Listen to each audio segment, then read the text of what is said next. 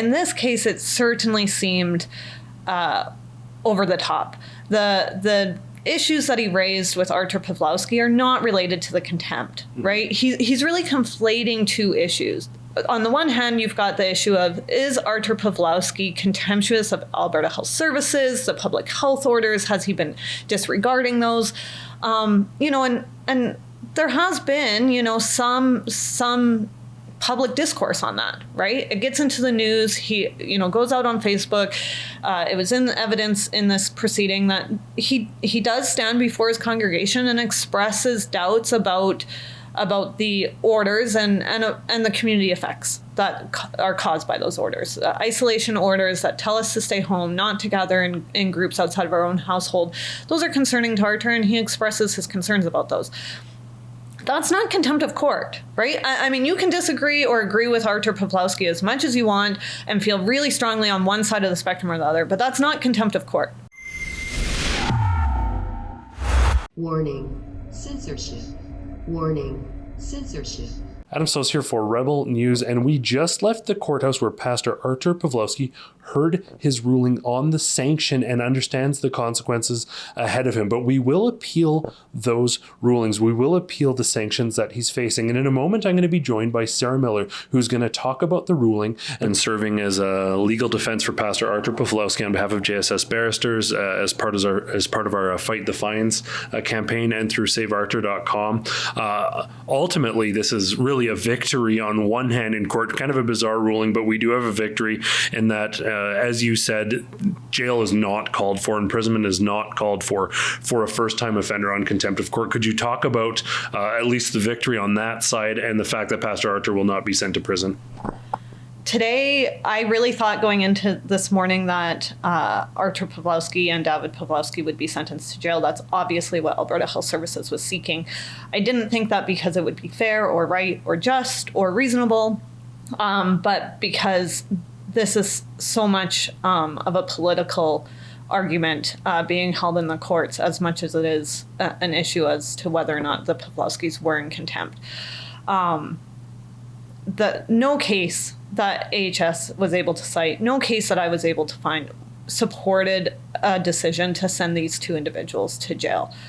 Their contempt, if you accept the findings of the contempt, amounts to about 2 hours of an order that could have been clearer. Mm-hmm. To imprison these individuals after church was over, after any public health risk, supposedly expected by CPS was over, to imprison them at first instance was wrong. To order further imprisonment would have been wrong. So in that case, absolutely, this was a huge win. That Justice Germain decided not to imprison these two. And before we get into the actual sanctions that were imposed, you're a lawyer, you may be able to shed more light on this.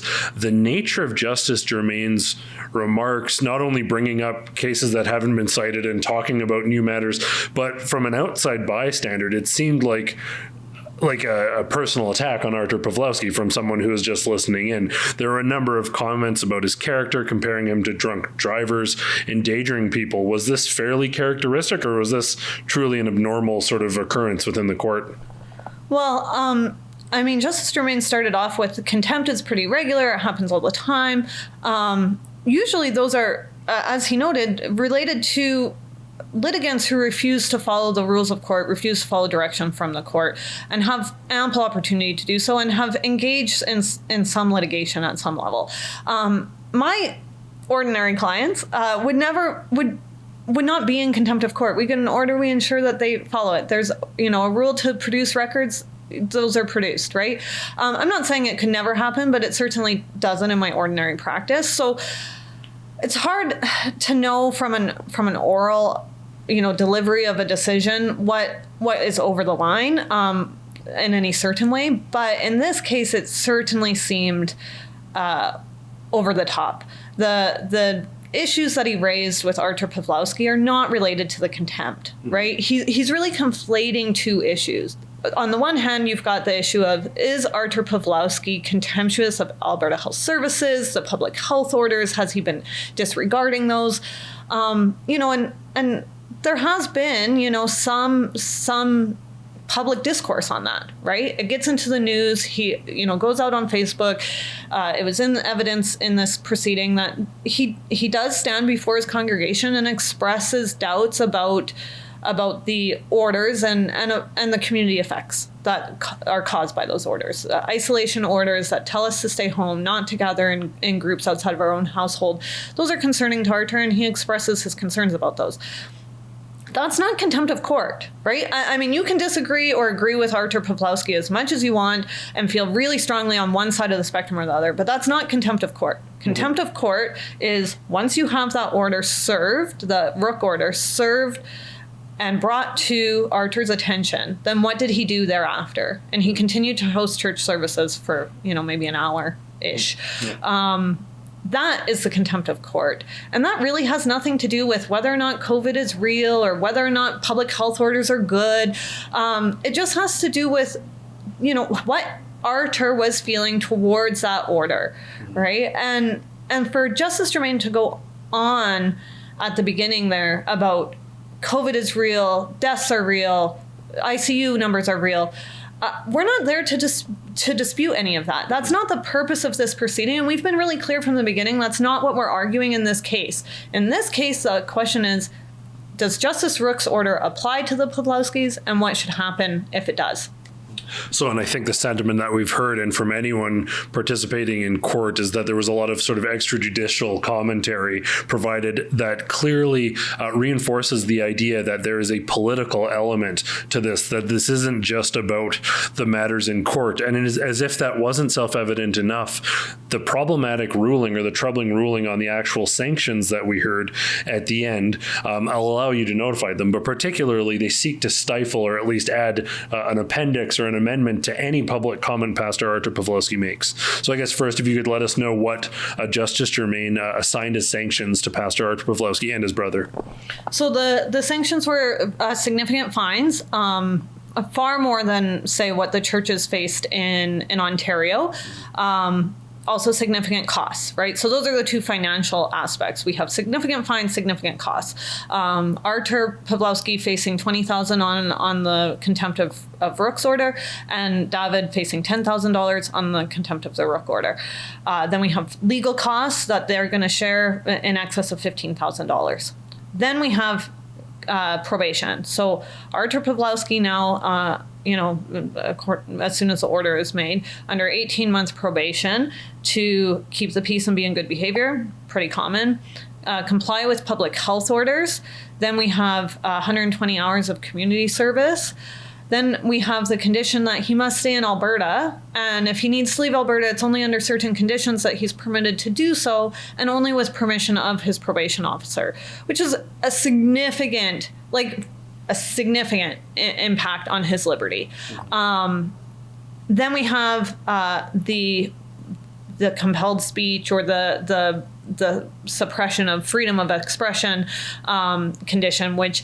And I don't have the words because we obviously, just have an oral decision and I can't write nearly as fast as most people can speak, but something along the lines of every time he expresses some sort of contrary view to what's out there in mainstream, AHS-oriented media, he has to say something along the lines of, but just so you know, the majority thinks something else. Right. And I was talking to somebody earlier today who's pointed out, but we all know what the majority point of view is. Mm-hmm. You'd have to be living under a rock at this point not to know that public health orders and AHS's, requirement and requests for vaccines and that whole push exists. We know that. We know that discourse exists, and it doesn't need to be caveated onto everything that's contrary to that. So that will be really interesting to see, how Justice Germain anticipates that to be enforceable, how he anticipates that to happen, I'm talking out on 8th Avenue, now do I have to say it? If I'm talking on social media, do I have to say it? Is it only written? He made it sound like it's quite expansive. Like every time Artur opens his mouth, he's got to caveat it with, but the majority out there thinks something else. So that is really a bizarre condition to put on somebody to compel certain speech, to suppress certain expression, it's certainly going to be, an aspect of our consideration with appeal. And one of the comments that Justice Germain mentioned was that there's generally with Pastor Artur's comments, sort of I don't know if he used the term, but a war or an attack on Alberta Health Services or the government. This is how Justice Germain characterized it. But based on the ruling, it would seem to be the other way around. He's not allowed to leave the province, so he's not allowed to go on an American speaking tour, for example. That seemed to many, at least, mostly directed towards preventing him from touring and speaking and sharing his story. And then to take it a step further, literally implementing on a human being that he has to go around sort of with a disclaimer around his neck saying anytime he expresses an opinion as a pastor, which is expressing his opinion and sharing his beliefs is fundamental to his being, it's fundamental to his religious freedoms, he now has to add this sort of stipulation or add this amendment afterwards. Is there any precedent for someone being told anytime they have to make a comment or anytime they want to make a comment publicly, they have to follow it up with a preface? There are some cases regarding compelled speech, like what you can compel out of somebody and whether that's, infringing on our Section 2 rights. I'm not familiar with any now, I'm not saying it doesn't exist, but I'm not familiar with any precedent as to being able to make that kind of condition during a sentencing or a sanction. So it seems wholly, inspired by Artur's trip over the summer to the United States and the evidence put before the court on his speaking tour and how that inspired some people to support him. I think that Justice Germain was trying to find a way to suppress Artur Pawlowski as much as possible while trying to find a way to stay within the confines of precedential law. It remains to be seen. I guess we'll see what the Court of Appeal has to say about whether or not he was successful at doing so. Certainly. And we do plan definitely to appeal this ruling. Pastor Artur Pawlowski is not one to easily be silenced, and we certainly will have his back through our saveartur.com campaign. Obviously, this is just developing as we come along, but what does the appeals process look like? Will there be a stay so that he's not limited in his freedoms until that appeal is reviewed, or how does the process work? What does it look like in practice for Pastor Artur? So once we file our appeal, we'll also file an application to stay the order pending the appeal. It's uncertain whether or not that will be granted. I would hope that it would be, considering the significant amount of fines and costs that have been awarded and the significant impact on his liberty and Section 7 rights, liberty and Section 6, I suppose, for being able to leave Alberta, but also his Section 2 rights on freedom of expression. So I would hope that that's all suspended on the basis of the appeal and can be picked up at a later date once we have a decision on the appeal, but it's yet to be determined. Sarah, we want to thank you so much for your hard work for Artur on behalf of JSS Barristers and through our saveartur.com initiative. We're going to continue to fight, and once you've had a chance to review the written ruling and have the details and we have an idea for the appeal, we'll get back together and we'll do another recap. Again, thank you so very much. And for everyone watching, now is a vital time to help this legal battle. We did have a victory in court today. Pastor Artur is not going to jail, but it is abundantly clear that he has legal battles ahead of him. And if you want to help him in those legal battles, please go to saveartur.com. It's more vital than ever. As always, I want to thank you all for tuning into this important story. For Rebel News, I'm Adam Soos. It is absolutely vital, more vital than ever, that you go to saveartur.com and help us in the defense of Pastor Artur Pawlowski. An arduous appeals process lays ahead, and we are counting on your help to ensure that we can be successful.